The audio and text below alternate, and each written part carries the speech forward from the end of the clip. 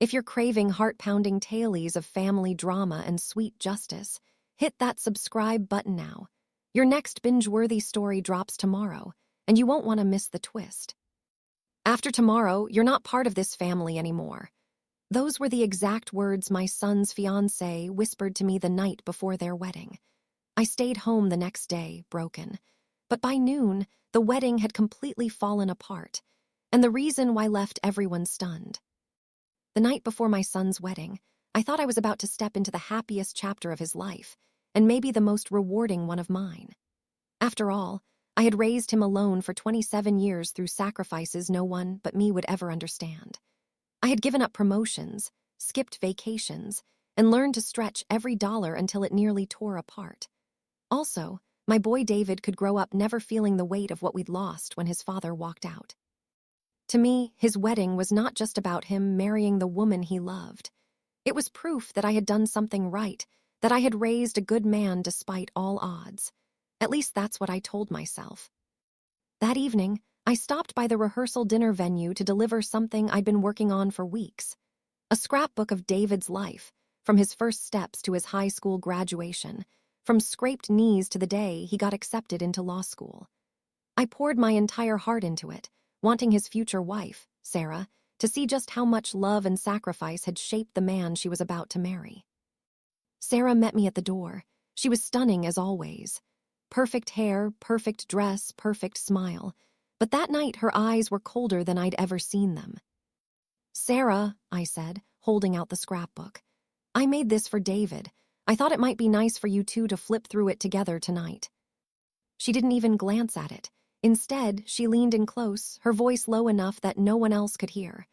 "After tomorrow," she said, her lips curling into the faintest smirk, "you're not part of this family anymore." The words hit me like a fist to the stomach. I blinked, unsure I'd heard her correctly. "Excuse me." "You heard me," she whispered. "You've done your part. You raised David. Tomorrow he becomes my husband, my family, and you're just extra baggage. Don't embarrass yourself by clinging on." I stood frozen, clutching the scrapbook like it was the only thing keeping me upright. My throat burned, but no sound came out. She tilted her head, almost amused at my silence. "Honestly, I've tolerated you long enough. David loves you, of course, but love makes people blind. I see you for what you really are. Someone who doesn't belong in our future, so do us both a favor. Don't come tomorrow. Spare us all the drama." I should have said something. I should have defended myself. Instead, I felt the weight of years pressing down on me. Years of loneliness, of working double shifts, of pretending I wasn't exhausted just so David wouldn't see how hard life was without his father. And now this woman, the one who claimed to love him, was telling me I was disposable. She patted my arm like I was a child who needed comforting. "Go home, Mrs. Anderson. Sleep in. Tomorrow will be the best day of our lives, and we don't need you there to ruin it." I didn't remember leaving. I didn't remember driving home. What I do remember is sitting on the edge of my bed that night, staring at David's scrapbook. My hands shook so badly the pages nearly tore. Every picture was a memory of love, sacrifice, and perseverance. And yet tomorrow I was supposed to pretend none of it mattered, that I didn't matter. Tears blurred my vision, but beneath the heartbreak, something else stirred. A cold, quiet anger. I whispered into the dark, "If I'm not part of this family after tomorrow, then tomorrow I won't be there at all." And so, the next morning, I stayed home. I thought the wedding would go on without me. I thought David would marry her and I'd be left behind, erased from my own son's story. But by noon that day, the entire city knew. The wedding hadn't happened, and the reason why would change everything. I suppose to anyone looking in from the outside, I was just another overprotective mother who didn't want to let go. That's the label Sarah had carefully painted onto me over the years. But the truth, I never clung to David. I held him up because no one else would. When David's father walked out, he didn't just leave me. He left his son. I'll never forget that night. David was only 7, clutching his toy dinosaur in one hand and asking me, "When is Dad coming home?" I had no answer. Only tears I tried to hide behind forced smiles. From that day on, it was just the two of us. I became the breadwinner, the caretaker, the cheerleader, the disciplinarian. I worked double shifts at the hospital cafeteria, sometimes coming home so tired I fell asleep in my uniform. But every time David brought home a gold star from school, every time he made me a crooked Mother's Day card, I knew it was worth it. He grew into a man who was kind, intelligent, and ambitious. He studied harder than anyone else I knew. He wanted to be a lawyer, not because of the money, but because he said, "Mom, I want to protect people who can't protect themselves, like you always protected me." That sentence alone carried me through 1,000 sleepless nights. So when he brought Sarah home for the first time 3 years ago, I truly wanted to like her. She was gorgeous, confident, the kind of woman who seemed to light up every room. David was smitten, and I wanted him to be happy. But underneath the charm, I noticed small cracks. She was polite to me in public, but when David left the room, her tone shifted, sharp, dismissive, as though speaking to me was a chore. She never asked about my life, my work, or even David's childhood stories. Instead, she'd steer conversations toward herself, her career in marketing, her glamorous friends, her future plans. I brushed it off at first. Maybe she was just nervous. Maybe she didn't know how to connect with me. But as time passed, the cracks grew wider. On David's birthday last year, I baked his favorite cake, chocolate fudge with peanut butter frosting. It was our tradition since he was 10. When I brought it out, Sarah smiled sweetly and said, "Oh, how quaint. But David's on a new diet now. I'll make sure he doesn't touch this." She took the knife out of my hand and set the cake aside, untouched. David laughed it off, kissed my cheek, and said, "Thanks, Mom, you didn't have to." But I saw the flicker of guilt in his eyes. He knew I had stayed up half the night making that cake. Still, I swallowed my pride because that's what mothers do. Every time Sarah dismissed me, every time she undermined me, I told myself it didn't matter. She loved David. That was enough, or so I tried to believe. The engagement should have been my chance to finally feel like I was gaining a daughter, not losing a son. Instead, it only widened the distance between us. Sarah took full control of the wedding planning. I wasn't asked to join a single dress fitting, not one cake tasting, not even the seating chart discussion. When I gently asked if I could help with anything, she gave me a tight smile and said, "Don't worry, Mrs. Anderson. We've got it under control. You just show up looking nice, okay?" It stung, but I smiled, nodded, and bit my tongue for David's sake, because that's what I always did. But the truth is, there were warning signs I should never have ignored. Like the way Sarah always seemed more interested in David's potential salary than his dreams. The way she rolled her eyes when he mentioned pro bono work. The way she introduced him at parties, not as my fiancé, David, but as David, the soon-to-be lawyer. Looking back now, I realized she didn't see my son as a man. She saw him as a trophy. And the night before the wedding, when she finally spat those venomous words into my face, every tiny warning sign I had brushed off for years finally made sense. I wasn't losing my son to love. I was losing him to ambition, to greed, to someone who saw me, his mother, as a loose thread that needed cutting out of her perfect little picture. And I let her. I actually let her, at least until the next morning when fate decided to intervene in a way none of us could have predicted. The morning of the wedding, I woke up before sunrise. For a moment, my body moved on autopilot, boiling water for coffee, laying out the pale blue dress I had bought months ago, the one David once said, "Mom, that color looks beautiful on you." But then Sarah's words came back like a knife twisting in my gut. "After tomorrow, you're not part of this family anymore." I sat at the kitchen table, staring at the steam rising from my mug. My hands trembled, not from age, but from the weight of a decision I already knew I'd made. I wasn't going. For the first time in 27 years, I was choosing myself over David. Maybe it was selfish. Maybe it was cowardly. But I couldn't bring myself to sit in that church pew, smiling politely while watching him vow his life to a woman who had already erased me from the picture. I placed the scrapbook back in its box and slid it under my bed. He wouldn't see it today. He might never see it. As the morning light spilled into the room, my phone buzzed. Messages from relatives, friends, even David himself. "Mom, we're heading to the venue now. Can't wait to see you. Where are you? Everyone's asking. You're running late, aren't you? Typical.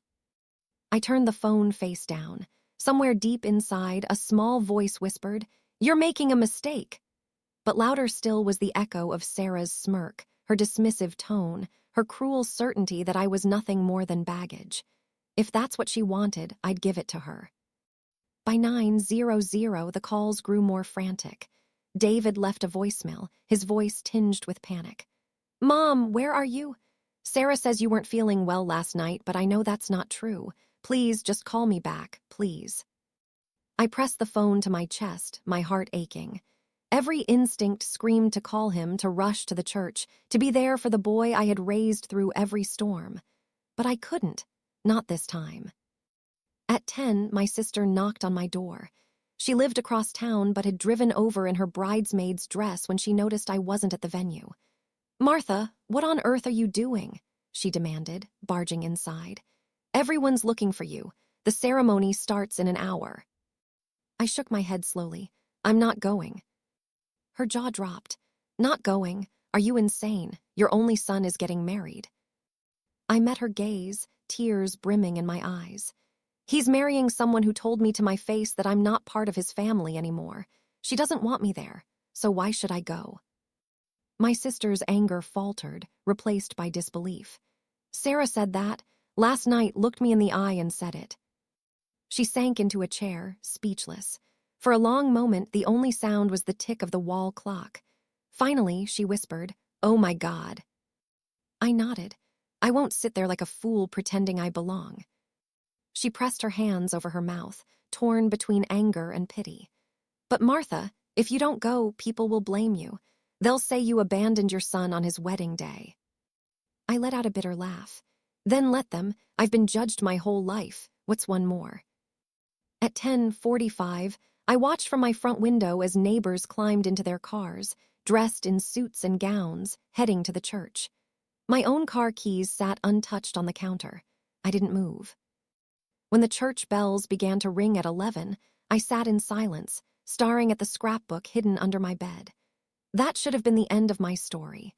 A mother too broken, too humiliated to stand by her son on the most important day of his life. But by noon, the first call came. It was my sister again, her voice shaking. "Martha," she whispered, "the wedding, it's not happening." My breath caught. "What do you mean it's not happening?" Her words tumbled out, half choked, half disbelieving. "Sarah, Oh God, Martha, you need to hear this. You need to sit down." And in that instant, I realized something I never expected. By not showing up, I hadn't ruined the wedding. Sarah had, and the reason why would rock all of us to the core. When my sister's trembling voice came through the phone, I felt my heart stop. "The wedding isn't happening," she repeated, her words sharp with disbelief. "Sarah's been exposed." I gripped the phone tighter. "Exposed? Exposed how?" "Martha, it's complicated, but you need to hear this from me before it spreads everywhere. David found out the truth minutes before the ceremony." My knees buckled. I sank onto the couch. "What truth?" She exhaled shakily. "That Sarah's been lying about everything." Later, when I pieced the story together from frantic phone calls, texts, and news that spread like wildfire among the guests, the events unfolded like something out of a bad soap opera. At 10:30, half an hour before the ceremony, David had been waiting nervously in a small side room at the church. His groomsmen tried to calm him down, joking, adjusting his tie, patting him on the back. But then his best man, a childhood friend named Mike, burst in, pale and shaking. "David, you need to see this," Mike said, holding out his phone. On the screen was a series of photos. Sarah, his bride-to-be, wrapped in the arms of another man. The pictures weren't old. They were from 2 weeks ago. David's face drained of color. What is this?" "Her neighbor sent these to me," Mike said, his voice breaking. "He thought you deserved to know before you made the biggest mistake of your life." The man in the photos wasn't a stranger. He was Sarah's boss. The one she'd gushed about endlessly, claiming he was her mentor. David staggered back, his chest heaving. In that moment, the truth he'd been refusing to see came crashing down. The late nights at the office, the secretive texts, the way Sarah always brushed off his concerns with a laugh and a kiss. It was all true. She had been cheating on him. But it wasn't just the affair. As guests began filing into the church, whispers spread like wildfire. Sarah's maid of honor, drunk on nerves and champagne, had let something slip. Sarah hadn't just been unfaithful. She had also been scheming. Her family had pushed her into the engagement because David was on the cusp of a lucrative law career. To them, marriage wasn't about love. It was a transaction, a merger. The prenup Sarah had insisted on drafting wasn't to protect David. It was designed to funnel his future assets into her control. Her father, a businessman with a trail of bankruptcies, had even bragged to a guest that once Sarah married David, our financial troubles will disappear. By the time David stormed into the bridal suite, he was shaking with rage. Sarah, radiant in her gown, turned with a smile. "Sweetheart, are you ready?" He held up the phone. "What the hell is this?" Her face faltered. For the first time, the mask slipped. "That's not what it looks like," she began. "It's exactly what it looks like," David roared. "2 weeks ago with your boss." Her bridesmaids gasped. The room went silent. Sarah's voice turned sharp. "David, listen to me." "No, you listen." His voice broke. "You told my mother she wasn't part of this family. You tried to cut out the one person who's always been there for me. And all this time, you were lying to my face." Sarah's cheeks flushed red with fury. "Your mother? Is that what this is about? She's been poisoning you against me from the start. She's jealous, David. She doesn't want to let go." But the words fell flat because in that moment, David realized the truth. I hadn't needed to poison him against her. She had poisoned herself. By 11:15, the church was in chaos. Guests whispered, gasped, checked their phones as the news rippled through the pews. The pastor tried to restore order, but David walked down the aisle, not with a bride, but with a grim announcement. "There will be no wedding today," he said, his voice shaking but firm. "Sarah has betrayed my trust. This ceremony is canceled." Gasps filled the church. Sarah's parents rose in protest, her mother screeching, "Don't you dare humiliate our daughter like this." But David didn't flinch. She humiliated herself. Sarah, furious, chased after him, screaming about lies and misunderstandings. But the pictures didn't lie. Neither did the whispers of her ulterior motives. By noon, the guests were filing out in stunned silence. Some shook their heads. Some muttered about wasted money and ruined plans. Others whispered sympathy for me, though I hadn't even been there. When my sister finished relaying the story, I sat frozen, the phone pressed to my ear. My heart ached for David, for the heartbreak he didn't deserve. But beneath the sorrow, another feeling bloomed: vindication. Sarah had told me I wasn't part of the family, and now there was no family for her to claim. I whispered into the phone, almost to myself. She wanted me gone, but she's the one who's gone now. That should have been the end of Sarah's story, but it wasn't, because when people like her lose everything, they don't go quietly. And I was about to find out just how far she and her family were willing to go to claw back what they thought was theirs. For the rest of that day, my phone didn't stop buzzing. Friends, neighbors, even distant relatives, all calling, texting, sending links to social media posts. The canceled wedding was everywhere. One headline read, "Law student calls off wedding minutes before ceremony after fiancé's secret affair exposed." But another, more venomous post caught my eye. "Mother-in-law sabotages wedding, tears family apart." My stomach dropped. Sarah's family was already rewriting the story. By evening, whispers had spread that I was the reason the wedding never happened, that I'd fed David lies about Sarah, that I had convinced him not to go through with it. It was absurd. David had seen the photos with his own eyes, but lies travel faster than truth, and Sarah's parents were masters of performance. At one point, Sarah herself even went on social media, posting a photo of her in her ruined wedding dress, mascara streaking her cheeks with the caption, "Some people just can't let go. Some mothers don't know when to stop." The comments flooded in. Strangers offering sympathy, friends demanding to know what kind of mother ruins her son's happiness. I wanted to scream. I wanted to shout the truth from the rooftops. but David begged me not to engage. "Mom, don't stoop to her level. Everyone close to us knows what really happened." But the problem was, not everyone close to us knew. Some believed her. Some questioned me outright. Even people I'd known for years asked, "Martha, did you really tell David not to marry her?" It cut deeper than I expected. After everything I had sacrificed, after everything Sarah had done, I was still the villain in someone else's story. And then things got worse. 2 days later, I received a legal letter. Sarah's family was threatening to sue me for defamation, for emotional damages, even for interference with contractual relations. I stared at the paper, my hands trembling. Interference with contractual relations? What did that even mean? I brought it straight to my friend Laura, who worked at a law office downtown. She skimmed it and shook her head. "This is intimidation, Martha. They're trying to scare you. Interference with contractual relations is just a fancy way of saying you ruined their financial plan, which, by the way, isn't even a legal argument in this case." "Financial plan," I echoed. Laura set the papers down. "Martha, didn't you know Sarah's family is bankrupt? Her father lost millions in failed investments. They needed her marriage to David to stabilize their finances. That prenup, it was written to protect them, not David. If he'd signed it, half of everything he earned for the next 10 years would have been siphoned into their accounts." My blood ran cold, so it had never been about love, not even for a second. It was about money, control, security. And when I refused to show up to the wedding, Sarah had taken the perfect opportunity to shift the narrative. She couldn't be seen as the greedy, unfaithful fiancée. So she painted me as the bitter, controlling mother. It was brilliant. Cruel, but brilliant. For the next week, the harassment didn't stop. Anonymous messages flooded my inbox. "Monster, jealous old hag, you ruined your son's life." And Sarah's family, they weren't done. One afternoon, I came home to find David sitting on my couch. His face pale, holding a letter of his own. "They're threatening me too, Mom," he said quietly.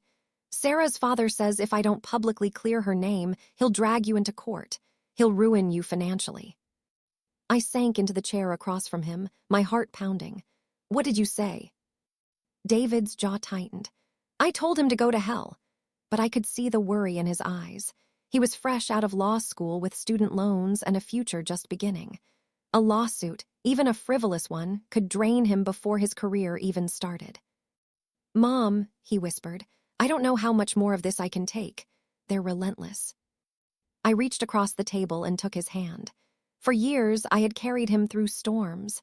Now he was trying to shield me, but this wasn't a storm we could weather with silence.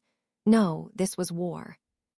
That night, as I lay awake staring at the ceiling, I remembered something Sarah had said during one of her smug little tirades months earlier. "You don't understand, Mrs. Anderson. In this world, perception is everything. People believe what they see." She was right. People believed her because she played the part well. Beautiful, heartbroken, the victim of a cruel mother-in-law. If perception was her weapon, then I would have to fight back with truth. Not quietly, not politely, but publicly. And I had just the ammunition I needed. Because Sarah's betrayal wasn't just emotional, it was criminal. And once I exposed her family's financial schemes, no amount of crocodile tears would save her. I didn't know it yet, but the next chapter of this battle wouldn't be fought in whispers or gossip. It would be fought in the courtroom.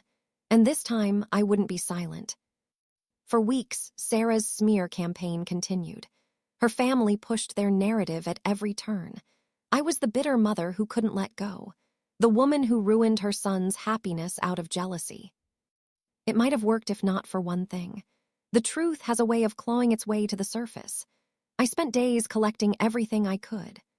Old emails, screenshots David had saved, copies of the prenup Sarah's father had drafted, laced with clauses so predatory it looked more like a business acquisition than a marriage agreement.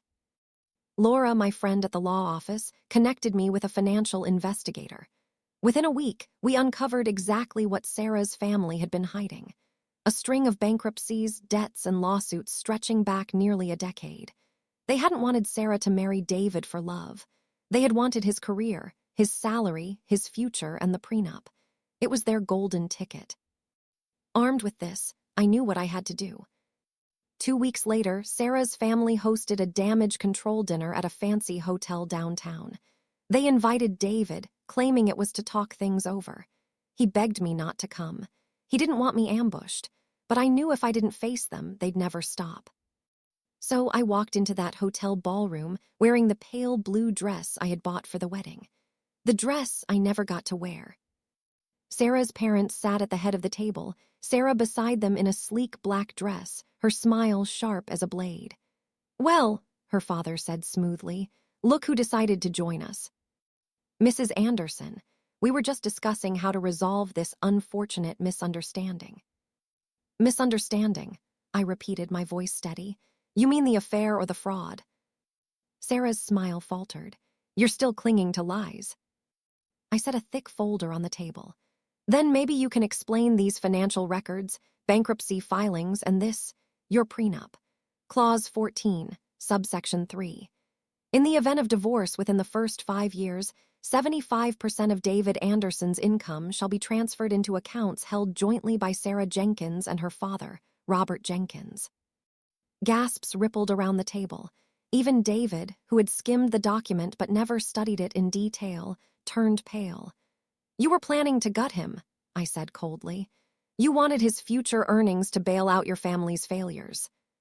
Sarah's father's face flushed crimson. "You have no right to." "I have every right," I cut him off, "because you dragged my name through the mud. You painted me as a jealous, bitter woman, but now everyone will see the truth. You weren't marrying David into your family. You were marrying his bank account." Sarah's eyes narrowed into slits. "You wouldn't dare make this public." I leaned forward, my voice low but razor sharp. "Watch me." The confrontation spiraled into chaos. Sarah tried to insist the photos of her affair were fake. Her father threatened lawsuits. Her mother cried about family unity, but David didn't flinch this time. He stood up, his voice trembling but firm. "You lied to me. You lied about loving me, about wanting a life together. All you wanted was money." Sarah reached for his hand, her voice suddenly soft, pleading. "David, please, I made mistakes. Yes, but it was you. I wanted you, not your money." But he shook his head. "If that were true, you wouldn't have tried to erase my mother. You wouldn't have told her she wasn't part of my family." The room went silent. Sarah froze, realizing her words had come back to haunt her. Her mask cracked completely, desperation spilling through. "She's turning you against me." "No," David said, his voice breaking. "You did that all on your own." That night, I thought the confrontation would end with shouting, with threats, with broken promises. But instead, it ended with David walking out of that hotel, my arm linked through his. Sarah followed, shouting after him, begging, sobbing, swearing it wasn't what it looked like. But for the first time, he didn't look back. By the time we reached the parking lot, David stopped and turned to me. His eyes were red, his face pale, but there was a new strength in his voice. "Mom," he whispered, "I should have listened to you." I pulled him into my arms, holding him like I had when he was a child. "You see it now," I whispered. "That's all that matters." But as we drove away, Sarah's words echoed in my mind. "You wouldn't dare make this public." She was wrong because if she wanted a war of perception, then perception she would get. And when the truth came out, her carefully crafted facade would crumble beyond repair. In the days after the hotel confrontation, Sarah and her family tried everything. Threats, pleas, promises. Her father sent David emails filled with legal jargon, insisting he was within his rights to pursue damages. Her mother left tearful voicemails begging David to be reasonable. Sarah herself oscillated between rage and desperation. One moment swearing she'd ruin us, the next whispering that she still loved him. But it was too late. Because this time the truth wasn't confined to whispers in a ballroom. This time I made sure everyone knew. With Laura's help, I passed the prenup documents and financial records to a journalist who specialized in exposing financial scams. Within a week, the article went live. "Behind the canceled wedding, the Jenkins family's financial schemes uncovered." The piece was damning. It detailed the bankruptcies, the predatory prenup, even hinted at the affair that sparked the wedding day collapse. For the first time, the world saw the story not from Sarah's tear-streaked Instagram posts, but from the perspective of cold, hard evidence. And suddenly, the tide turned. Comments flooded in, not against me, but against Sarah. So, she wanted his paycheck, not his heart. That poor mother-in-law. Can you imagine being told you're not family after raising your son alone? Sarah's a gold digger, plain and simple. The sympathy that had once been denied me poured in like sunlight breaking through storm clouds. David, though heartbroken, found strength in the truth. He threw himself into his new job at a law firm, determined to build a future on his own terms. And for the first time in months, he started to smile again. Not the forced, nervous smile he'd worn with Sarah, but the real one.